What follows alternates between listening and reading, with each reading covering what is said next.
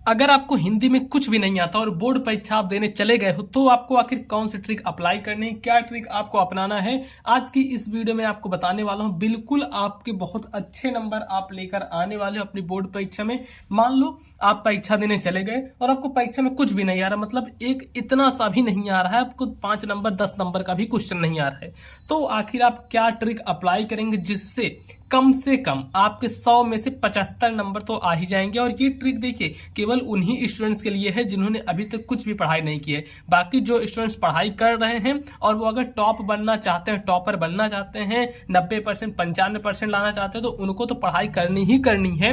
बाकी ये ट्रिक अपनाकर वो कुछ नंबर और एक्स्ट्रा गेन कर सकते हैं। बाकी ये देखो जो एकदम कमजोर बच्चे मैं उनको बता रहा हूँ 70 से 75 आराम से आपका आ जाएगा। बस जो ट्रिक मैं इस वीडियो में आपको बताने वाला हूँ आपको वो ट्रिक अप्लाई करने हैं जब आप बोर्ड परीक्षा देने बैठोगे, और उसके बाद जब आपका रिजल्ट आएगा तो आप भी याद रखोगे कि आखिर मैंने बहुत अच्छा किया था जो मैं ये ट्रिक देख कर गया था। ये ट्रिक आपको वहीं पर अपनाना है। देखो बोर्ड की copy same to same as it is रहेगी, जैसे ये है सेम टू सेम ऐसे आने वाली है आपकी बोर्ड की कॉपी, ऐसे ही रहेगी। अब आपको इसमें आखिर क्या अप्लाई करना क्या नहीं, सबसे पहले आपके पास एक स्केल होनी चाहिए, ऐसे एक काली पेन होनी चाहिए, एक नीली पेन होनी चाहिए, बस इतनी चीजें हैं तो आप बहुत अच्छे से कर पाओगे। अब मैं आपको बताता हूं आपको क्या करना है।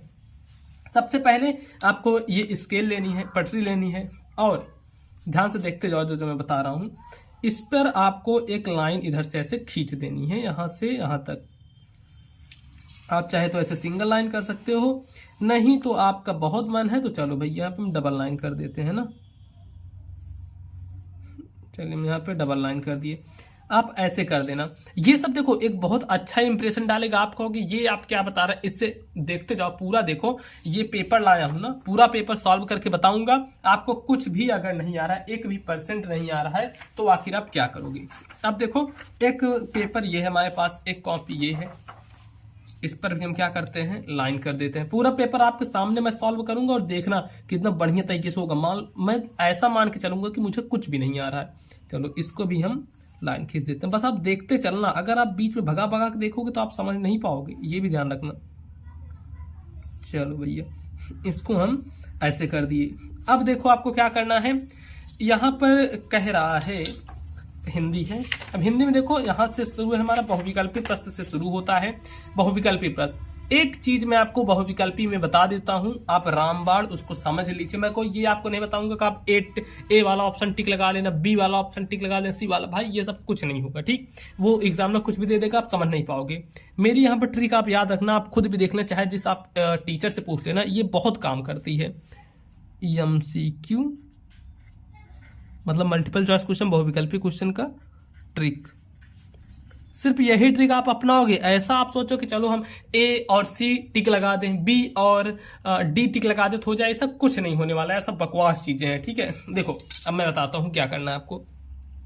4 से 5 आपको कंडीशन दे रहा हूं, अगर आपको ऐसा कुछ मिल गया ऑप्शन तो वही टिक लगा देना है। सबसे पहला अगर आपको कहीं ऑप्शन दिख रहा है जिसमें वाह आया हो, मतलब राम व श्याम, तो आपको हमेशा वही वाले ऑप्शन टिक लगाने हैं, ठीक। एक कंडीशन ये हो गई। दूसरा है और आया हो, जैसे राम और श्याम, ठीक। और इसी में आ सकता है कि जैसे आपके दो ऑप्शन ए व बी, तो इसको भी लिखना जरूरी नहीं कि राम और श्याम ही है। ये तो मैं एक एग्जांपल लिया हूं, जैसे इसमें आ गया ए और बी, ठीक। एक और थर्ड नंबर देखो क्या है। थर्ड नंबर आपका किस प्रकार से आएगा इसको मैं बताता हूं। थर्ड आ जाएगा कि आपका इनमें से कोई नहीं, तो वही देखो जो जो अगर ऐसे ऑप्शन आपको दिख जाए तो आंख मूंद कर आपको टिक लगा देना है। 90% चांसेस में आपके सही हो जाएंगे। इनमें से कोई नहीं, ठीक। और एक आता है चौथा नंबर, इनमें से सभी, इनमें से सभी। और देखो एक पांचवा मैं आपको बता देता हूं। मान लो कोई चीज पूछ लिया गया, अब उसमें आपको ये ढूंढना है कि सबसे अलग हमारा कौन सा है, सबसे अलग ऑप्शन कौन सा है, मतलब सबसे अलग ऑप्शन, अलग ऑप्शन क्या बोलते हैं, विकल्प, अलग विकल्प आपको चुनना है और उसी पर आपको टिक लगा देना है। तो बस ये 5 चीजें आपको देखनी है, उसी पर टिक लगा देना है। मैं 100% गारंटी के साथ कहता हूं वही आपका सही होगा। अब आप ये मत सोचना कि चलो कुछ लोग हमको बताएं कि ए व सी इनमें से कोई भी लगा, भैया तो आपका गलत हो जाएगा, लिख कर ले लो। आप पुराने क्वेश्चन जाकर देखना, मिलाना गलत हो जाएगा, ये आप मत करना है गलती। ये जो मैं बताया हूं बिल्कुल ट्रिक है और ये ट्रिक कोई काट नहीं सकता, चाहे जिससे जाकर पूछ लो, बस साफ बात। अब हम आ जाते हैं, इसके बाद हमारा आता है गद्यांश। यहां से इसको हम कर देते हैं साइड में, ये आप इतना देख लो, चाहे इसके स्क्रीनशॉट ले लो। अब आते हैं हम खंडबा पे। जो मेन चीज आपका शुरू होता है यहां से शुरू होता है, जो कि कितने नंबर का आता है, 50 मार्क का, ठीक है, 50 मार्क का आता है आपके बोर्ड परीक्षा में, जो कि खंडबा यहां शुरू है। देखो मुझे इसका कुछ नहीं आ रहा है आंसर, मुझे कुछ भी नहीं आ रहा है, फिर भी मैं देखो कैसे इसको हल करूंगा। तो खंडबा तो कि फर्स्ट है, निम्नलिखित में से किसी एक गद्यांश पर आधारित प्रश्नों के उत्तर दीजिए। देखो यहाँ पर गद्यांश है, गद्यांश में क्या करना, 3 चीजें दी हुई हैं। पहला है उपयुक्त गद्यांश का संदर्भ लिखना है, मतलब इसका संदर्भ लिखना है। अब आपको लेखक का नाम पता ही नहीं, तो आप कैसे लिखोगे वो भी मैं आपको बताता हूँ। फिर है गद्यांश के रेखांकित अंश की व्याख्या करनी, फिर है लेखक ने विश्वासपात मित्र की तुलना किससे की है। ये तो आपकी बहुत बाद की चीजें हो जाती है। सबसे पहले जो एग्जामिनर के सामने इंप्रेशन जाएगा वो क्या जाएगा, आपकी स्टाइल का, कि कैसे आप लिखो। देखो यहाँ पर है खंडबा और क्या है, पहला नंबर, पहला क्वेश्चन, खंडबा का पहला क्वेश्चन। तो आप यहां पर डालोगे, क्या डालोगे, देखो मैं बता देता हूं आपको क्या करना है। लिखना है आपको प्रश्नोत्तर संख्या, सॉरी पहले आपको खंडबा लिख देना है यहां पर, खंडबा।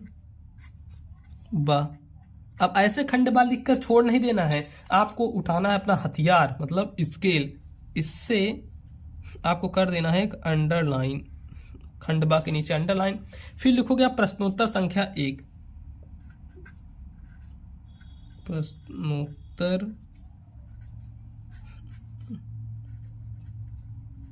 संख्या 1, ठीक। अब डालोगे प्रश्नोत्तर संख्या 1, इसके नीचे भी आपको अंडरलाइन कर देना है। देखते चलना, बहुत ही मजा आने वाला है आपको। अब कैसे कैसे मैं करूंगा, इसके नीचे भी आप कर दिया अंडरलाइन, इतना हो गया। अब यहां पर आपको उठा लेना है पेपर। पेपर में देखो क्या लिखा गया है, उपयुक्त गद्यांश का संदर्भ लिखिए, मतलब इसका आपको संदर्भ लिखना है। तो आप यहां पर डालोगे फर्स्ट, क्या लिखना है आपको, संदर्भ लिख दो, संदर्भ। भले आपको पता नहीं है लेकिन हेडिंग आप जरूर से इतना लिखोगे। अब इसके बाद फिर इसके नीचे भी आप स्केल्स लाइन करना। ये सब क्या है ना, जब एग्जाम में आपकी कॉपी खोल के देखेगा तो वो पहली नजर में ही आपको नंबर दे देगा, इतना ध्यान रखना, वो पहली नजर में ही देखेगा और आपको नंबर दे देगा, बस। अब देखो संदर्भ, संदर्भ कैसे लिखोगे, लिखा उपयुक्त गद्यांश का संदर्भ लिखिए। तो आपको इसके लेखक वगैरह नहीं पता है तो आपको एक बार क्या है, गद्यांश को पढ़ना है। देखो यहाँ से हम पढ़ रहे हैं, विश्वासपात मित्र से बड़ी रक्षा रहती है, जिसे ऐसा मित्र मिल जाए, विश्वासपात मित्र। देखो मित्र के कितनी बार यहाँ पर, मतलब मित्र का नाम बहुत बार यूज हुआ है, तो आप इससे समझ सकते हो ये जो पाठ किस पाठ से लिया गया है, मित्रता पाठ से लिया गया है। इतना तो यार आप आइडिया लगा ही लोगे, अनुमान लगा लोगे, मित्र आ रहा है बार बार। तो आपको यहाँ पर संदर्भ कैसे लिखना है, ये आप सब में इतना चीज डालोगे कि प्रस्तुत गद्यांश हमारी पाठ्य पुस्तक हिंदी की, इतना आप याद कर लेना, प्रस्तुत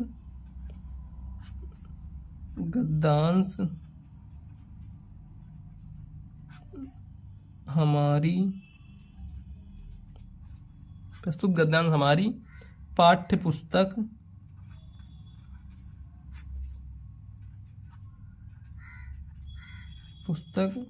हिंदी के। अब ये चीज ध्यान देना, मैंने आपको एक वीडियो में बताया था कि आज जो चीज मतलब इंपॉर्टेंट है उसको आपको काली काली पेन से लिखते जाना। जैसे आप हिंदी आ गया, हिंदी के गद्य खंड, लेकिन जब आपको कुछ भी नहीं आ रहा है तो आपको एक ही पेन से भांजते चले जाना है, एक ही पेन से लिखते चले जाना है। नहीं तो अगर आप काली पेन से लिखोगे और वही चीज गलत रहेगा तो एग्जामिनर का ध्यान तुरंत जाएगा। वो चीज काली पेन नीली पेन का मतलब मेन चीज तब उपयोग किया जाता है जब आपका एकदम क्लियर है कि 100% सही हो, तो इतना ध्यान रखना। चलो, प्रस्तुत गद्यांश हमारी पाठ्य पुस्तक हिंदी के गद्य खंड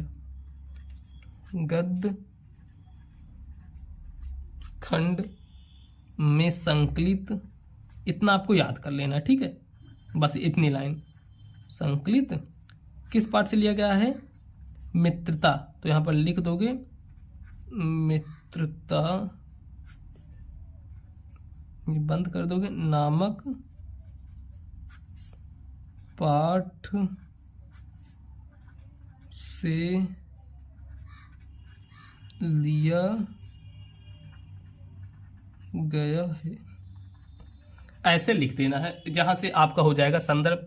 उसके बाद आता है आपको व्याख्या करने। तो व्याख्या करने का मैं बता दूं, सेम चीज जहां जहां रहा वही उतारते चले जाना, बस स्टार्टिंग में लिख देना है लेखक कहते हैं कि। आप कैसे लिखोगे? यहाँ पे जैसे लिख देना, इसका आप व्याख्या कर रहे हो, चलो हम बता देते हैं। इसकी मान लो आप व्याख्या कर रहे हो, व्याख्या के आपको आगे लिख देना है लेखक कहते हैं कि, लेखक कहते हैं कि। बस इसके बाद से यही सेम चीज आपको उतारते चले जाना है, ऐसे ऐसे ऐसे जो भी चीजें हैं आपको उतारते चले जाना है। बस इसके बाद कुछ नहीं करना है। नीचे आएगा एक क्वेश्चन, इसका उत्तर कैसे करोगे? देखो, लेखक ने विश्वासपात मित्र की तुलना किससे की है? तो यहाँ पर पढ़ो एक बार। विश्वासपात मित्र से बड़ी अक्षर रहती है, जिसे ऐसा मित्र मिल जाए उसे समझना चाहिए कि खजाना मिल गया है। विश्वासपात मित्र जीवन की औषधि है। अब देखो, लेखक ने विश्वासपात मित्र की तुलना किससे की है? औषध से की है। तो बस डायरेक्ट लिख दो, इनकी तुलना औषध से की और क्यों की है? तो यहाँ पर देखो, यही कहीं लिखा होगा, क्योंकि वे हमें उत्तम संकल्पों से दृढ़ करेंगे, दोषों और त्रुटियों से बचाएंगे और सत्य, पवित्रता और मर्यादा के प्रेम को पुष्ट करेंगे। तो इस प्रकार से आप लिख सकते हैं। अब देखो, उसके बाद हमें देखना है, अब हम देखते हैं और क्वेश्चंस को आप कैसे करोगे। जैसे कि आपके सामने आगे जीवन परिचय लिखने को, ये देखो जीवन परिचय आ गया। तो जीवन परिचय का क्या हमारा 6 नंबर क्वेश्चन है, 6 का वाला। तो हम यहाँ पर फिर ऊपर करेंगे। अब यहाँ पर देखो, इसको कैसे डालोगे? यहाँ पर आपको लिखना है प्रश्नोत्तर संख्या 6। यहाँ पर लिखेंगे हम प्रश्नोत्तर संख्या 6, प्रश्नोत्तर संख्या 6। और 6 का कौन सा है? का वाला। तो यहाँ पर ब्रैकेट में हम डाल देंगे 6 का। तो नीचे करेंगे हम अंडरलाइन। ये देखो, अंडरलाइन जरूर से करना है, इससे एक अच्छा प्रभाव पड़ता है, मतलब कॉपी आपकी देखने में थोड़ी अच्छी लगती है। इतना चीजें कर देंगे। अब यहाँ पर दिया गया है इनका, हमें मान लो हमको कुछ भी नहीं पता, इनका जन्म उनका हुआ है, क्या है, कैसे, कुछ भी नहीं पता, कैसे लिखोगे? आचार्य रामचंद्र शुक्ल, जयशंकर प्रसाद, राजेंद्र प्रसाद। तो पहले हम डाल देते हैं आचार्य रामचंद्र शुक्ल का लिखना है। तो यहाँ पर आप लिखना 1, जो कि है आचार्य रामचंद्र शुक्ल। ठीक है, ऐसे कर देना, आचार्य रामचंद्र शुक्ल।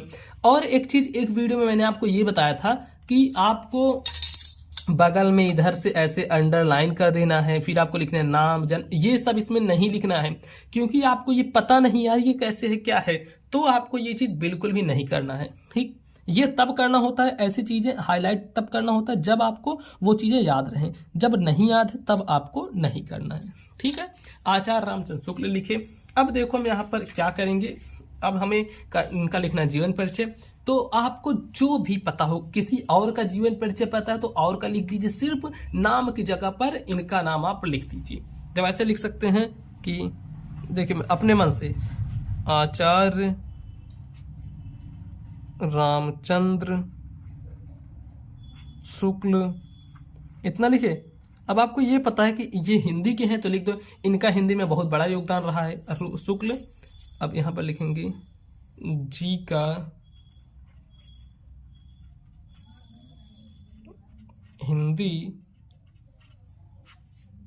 में बहुत बड़ा योगदान रहा है। अब देखो, अगर आपको इनका जन्म उन्म नहीं पता ना, तो ऐसे लिख दो कि इनका जन्म, अब जरूरी थोड़ी ना है गांव का नाम लिखना, लिख दो एक छोटे से गांव में हुआ था, ऐसे लिख दो ना।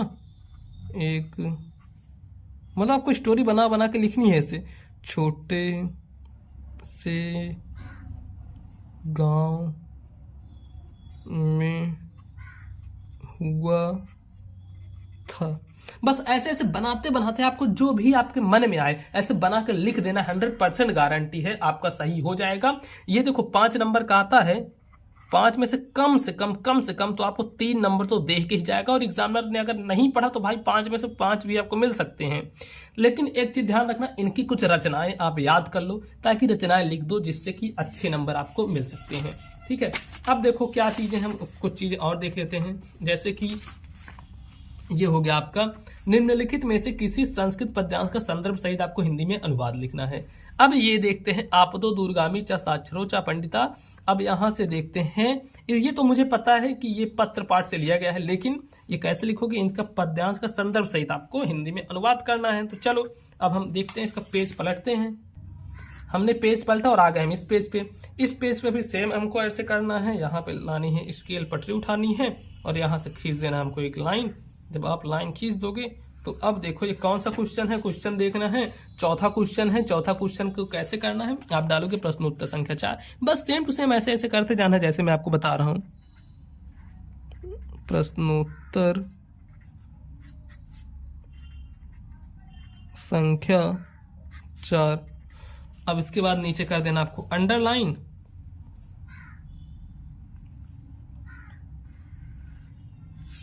बस आपको यहां पर लिखना है संदर्भ। मान लो आपको संदर्भ आ ही नहीं रहा था, आप कैसे लिखोगे। कुल मिलाकर आपको बोर्ड परीक्षा में कॉपी भरने से मतलब होता है, जरूरी नहीं कि आप सही लिखो। ये सिर्फ आपके लिए ट्रिक है, बस मैं आपको बता रहा हूँ, आप जितना अच्छे से भर पाओ। लेकिन ये नहीं कि एकदम उल्टा सीधा लिखो। देखो हिंदी से रिलेटेड लिख दो, कुछ भी लिख दो, नंबर मिल जाएगा। आप लिख ट्राई कर लेना। देखो ये क्या है, आपका संस्कृत खंड, तो आप ऐसे लिख सकते हो,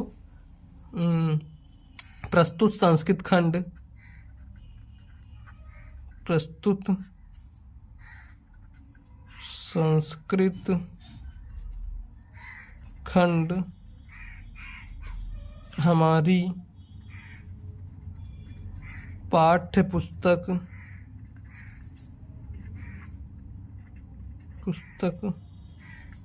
हिंदी के संस्कृत खंड से लिया गया है।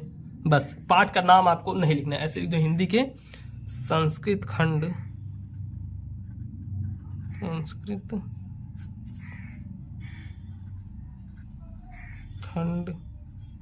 से लिया